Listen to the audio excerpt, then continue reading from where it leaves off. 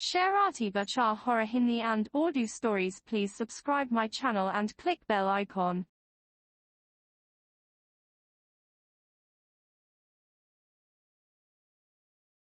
आइए सुनते हैं आज की वीडियो में एक पुरअसरार कहानी।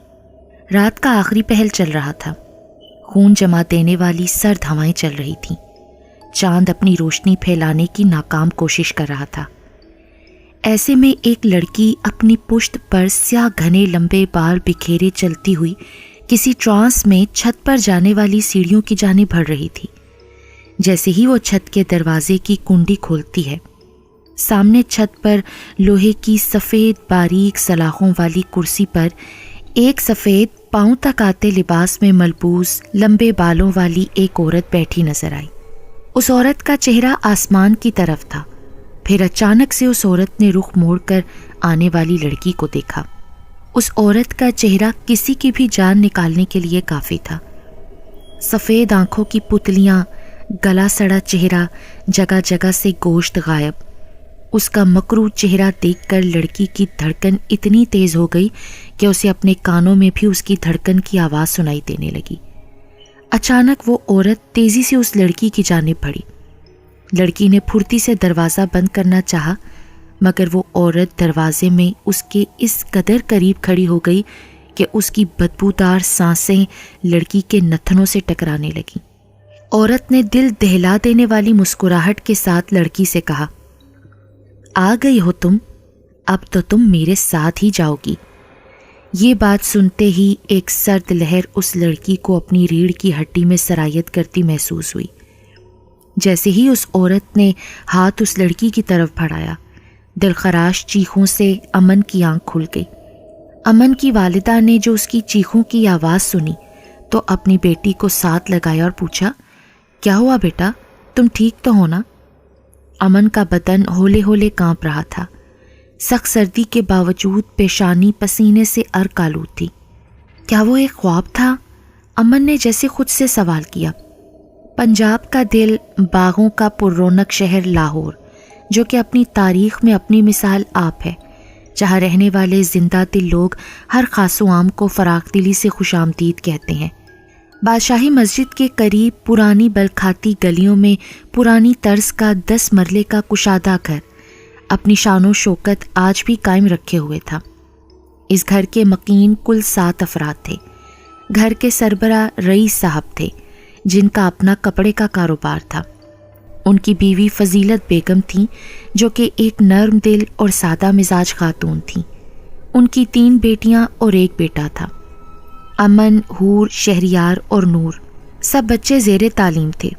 सब ज़हीन, बासलाहियत, खूबसूरत और खुश अखलाक थे। 7वां फ़र्द बुआ जी, जिनके असल नाम की बजाय सब उन्हें बुआ जी पुकारा करते थे। बुआ जी के शोहर शादी के कुछ अरसे बाद ही वफ़ात पा गए थे। उनका अपना कोई ठिकाना नहीं था।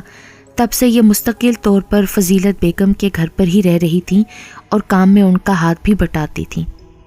कलसूम, जो कि फजीलत बेगम की पुरानी जानने वाली थी, कुछ महीने पहले कलसूम उनके मोहल्ले में शिफ्ट हुई और अब उनकी मोहल्लेदार भी थी। कलसूम का फजीलत बेगम के घर काफ़ी आना जाना था।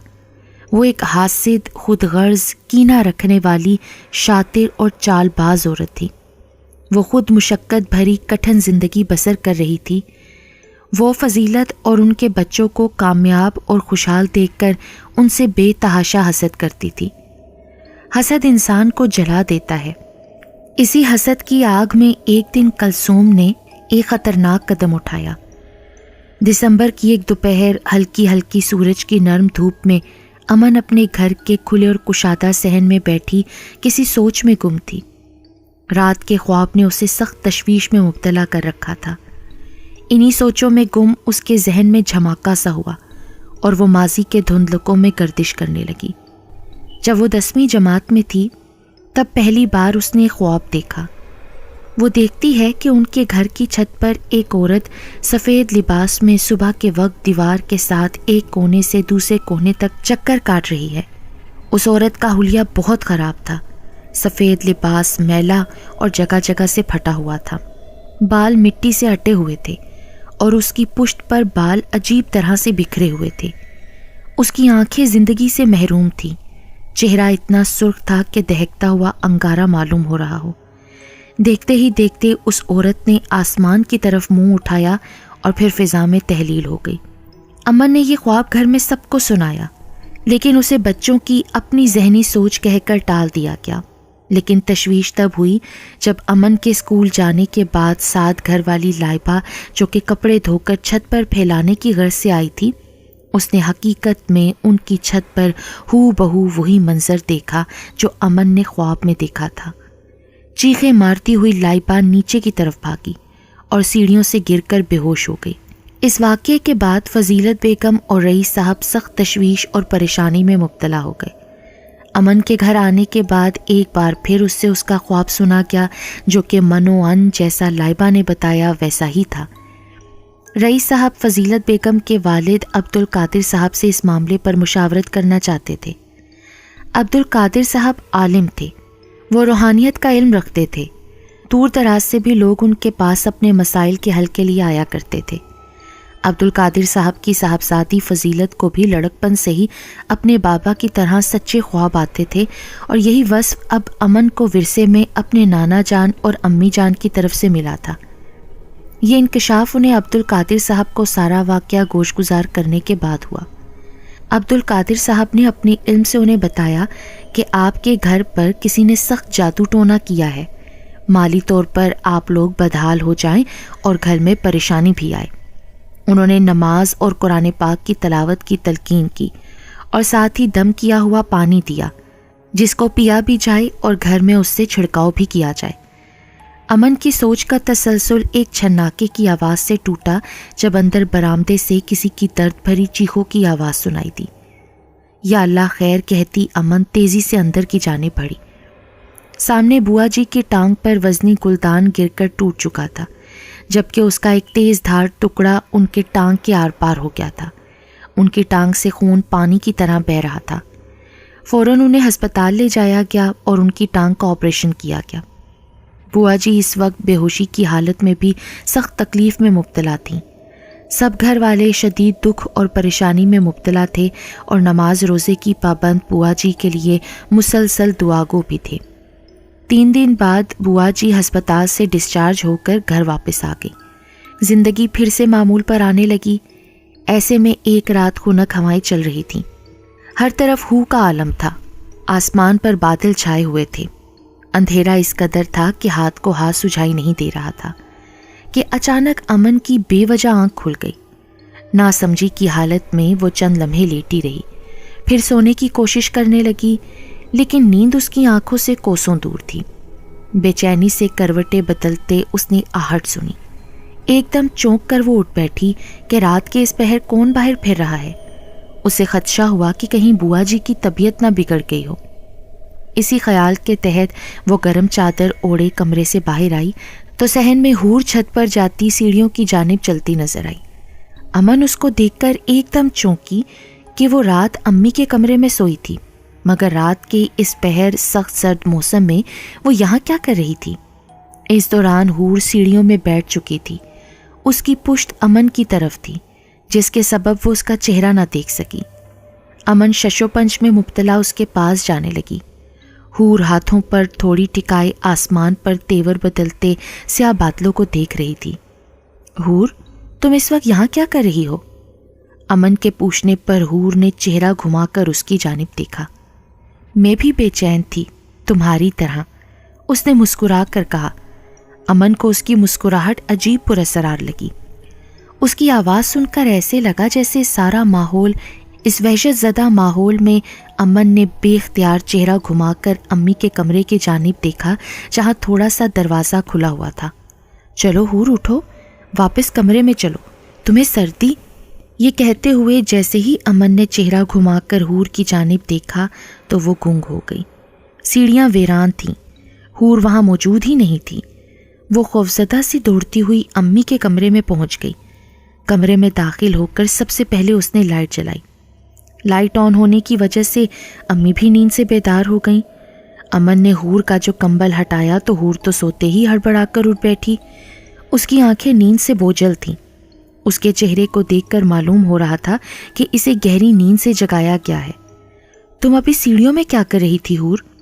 پاگل ہو گئی ہو؟ مجھے گہری نیند سے جگا کر پوچھ رہی ہو کہ میں وہاں کیا کر رہی تھی؟ تو پھر دروازہ کیوں کھلا ہے؟ ہاں؟ امن نے غصے سے دروازے کی طرف اشارہ کیا۔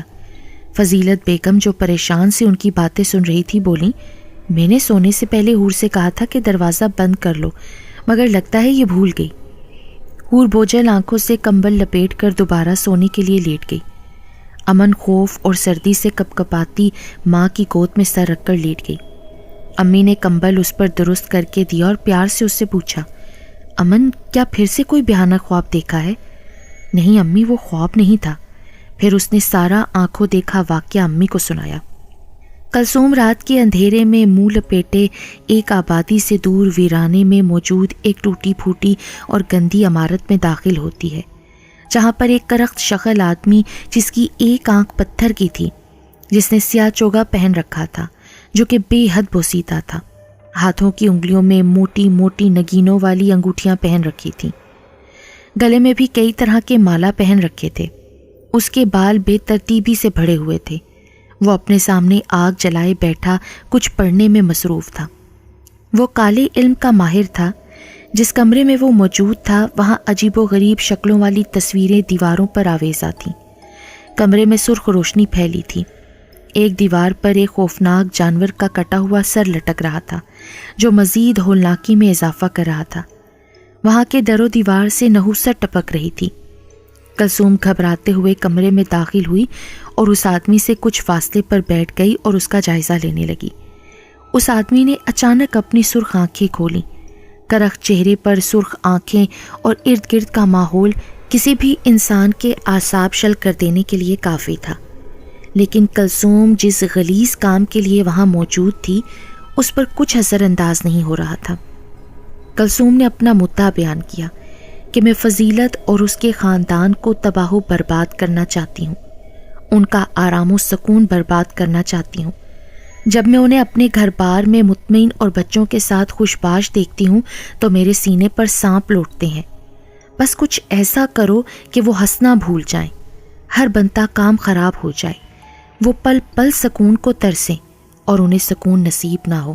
جس طرح ایک روز میں تڑپی تھی وہ بھی بالکل اسی طرح تڑپے۔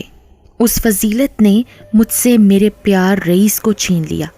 میری شادی رئیس سے ہونی تھی، میرے لیے رئیس کا رشتہ آیا تھا، لیکن فضیلت بھی میرے ساتھ میں موجود تھی۔ رئیس کی اماں نے میری جگہ اس کو پسند کر لیا اور فضیلت کو اپنی بہو بنا لیا۔ جس مقام پر آج فضیلت موجود ہے وہ میرا مقام تھا، میں اس سے وہ مقام چھین لینا چاہتی ہوں۔ اس آدمی نے مکرو مسکراہٹ چہرے پر سجاتے ہوئے کہا، تمہارا کام ہو جائے گا، لیکن اس کے بدلے میں تمہیں اس کا معاوضہ ادا کرنا ہوگا۔ کلثوم نے اس شیطانی کام کے عوض اسے بھاری رقم ادا کی۔ صبح فضیلت بیگم اپنے بابا جان کے پاس پہنچ گئیں اور امن کے پہلے خواب، بوا جی کی چوٹ، کل رات ہور والا واقعہ اور رئیس اور فضیلت بیگم کی شادی کے اتنے سالوں میں پہلے جھگڑے کے بارے میں بتایا۔ عبدالقادر صاحب غور سے ان کی بات سن رہے تھے۔ ان کے چہرے پر پریشانی کے آثار نمایاں تھے۔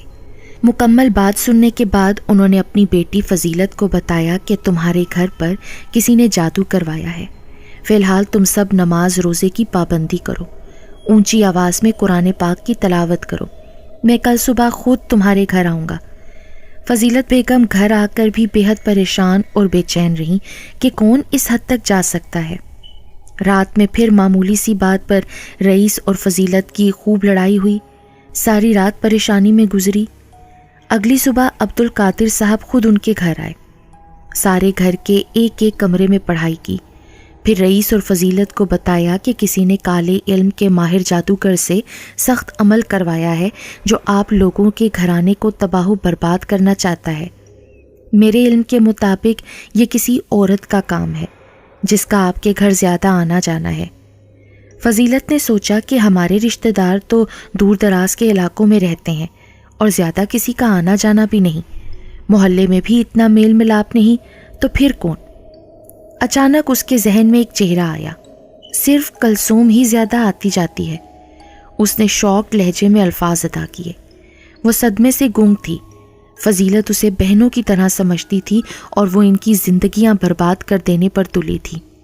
بالکل یہ اسی کا کام ہے۔ فضیلت کو دلی تکلیف اور شدید غصہ آیا۔ عبدالقادر صاحب نے پھر مزید بتایا، میں نے تم لوگوں کے گھر کو پاک کر کے حصار باندھ دیا ہے، احتیاط کرو کہ وہ عورت دوبارہ اس گھر میں داخل نہ ہو، ورنہ پھر پریشانی کا سامنا ہوگا۔ اب تم لوگ یہ دم کیا ہوا پانی گھر میں چھڑکاؤ کرو اور خود بھی پیو۔ سورہ بقرہ کو 40 دن تک گھر میں بلند آواز میں سنو اور کوشش کرو کہ سب لوگ باوضو رہو اور آیت الکرسی اور درود شریف کا ورد کرتے رہو۔ ساتھ ہی یہ تعویذ لو، میں نے تم سب کی حفاظت کے لیے بنائے ہیں، یہ خود بھی پہنو اور گھر میں بھی ہر کمرے کی دیواروں پر لگاؤ۔ کلثوم کا گھر میں سختی سے داخلہ بند کر دیا گیا اور اس سے ہر قسم کا میل جول بھی ختم کر دیا گیا۔ عبدالقادر صاحب کی ہدایات پر عمل کیا گیا۔ اس کے بعد ان کی زندگی پھر سے معمول پر چلنا شروع ہو گئی۔ رئیس صاحب اور فضیلت نے اپنے گھر پر آئی اس آفت پر صبر سے کام لیا، اللہ سے رجوع کیا۔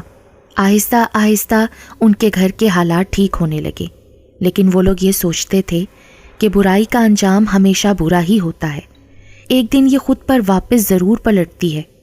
کسی نے کیا خوب کہا ہے کہ مکافات عمل کی چکی چلتی بہت آہستہ ہے مگر پستی بہت باریک ہے۔